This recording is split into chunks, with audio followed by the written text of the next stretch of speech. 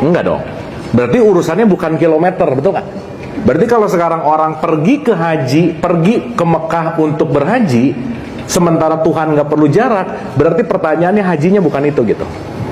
Yang lucu lagi, teman-teman tahu arti haji nggak? Haji itu artinya pendatang.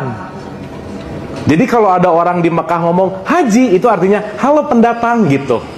Kalau perempuan, hajah, halo pendatang perempuan. Jadi agak aneh kalau orang saya dari Jakarta misalnya datang ke Mekah disebut haji, cocok karena saya pendatang di Mekah, betul nggak? Tapi pulang ke Jakarta saya nggak dipanggil haji, marah. Kenapa? Masa balik ke Jakarta, halo pendatang, kan lu orang Jakarta gitu maksudnya. Betul nggak? Nah, tapi nggak apa-apa lah ya.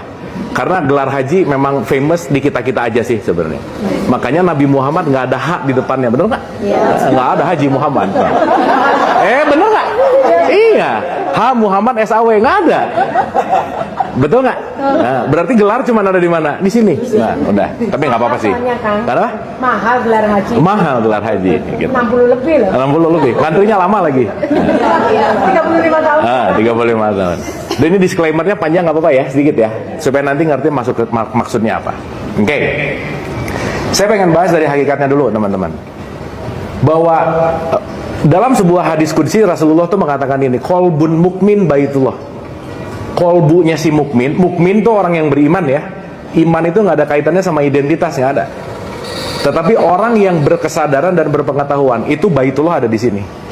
Maka secara singkat, perjalanan haji adalah perjalanan meniti ke dalam diri. Titik itu dulu sementara. Sip ya. Makanya diwajibkan untuk seluruh manusia. Maka berjarak. Perjalanan ini bukan perjalanan jarak. Contoh-contoh.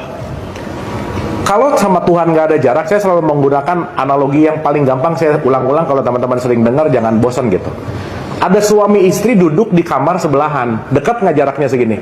Dekat, tapi suaminya nge-WhatsApp siapa, istrinya nge-WhatsApp siapa? Jadi jauh nggak? Berarti jarak 1 meter bisa jauh karena yang berbeda adalah kesadarannya.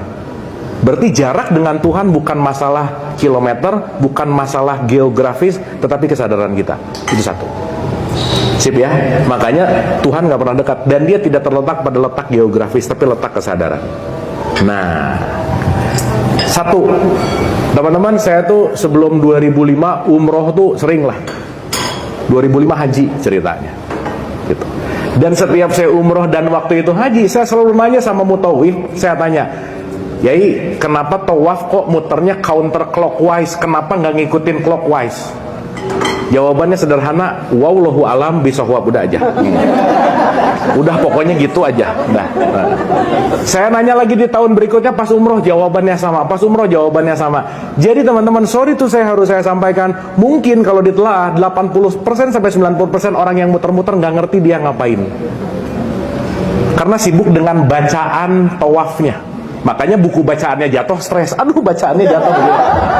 Nah, dan itu yang menarik bahwa nggak ada resmi kalau muter-muter baca apa tuh nggak ada sebenarnya.